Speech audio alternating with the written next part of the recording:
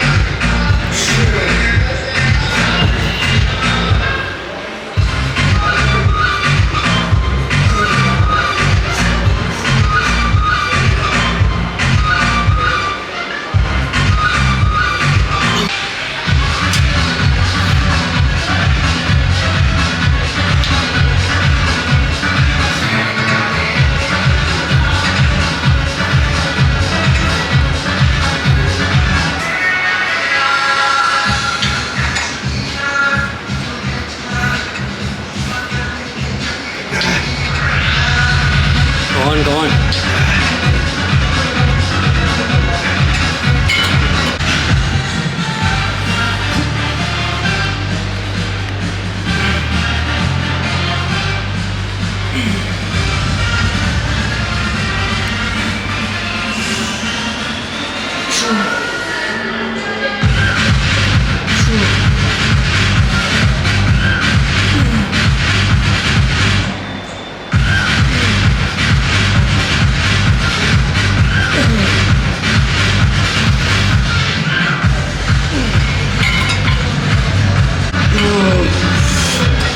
like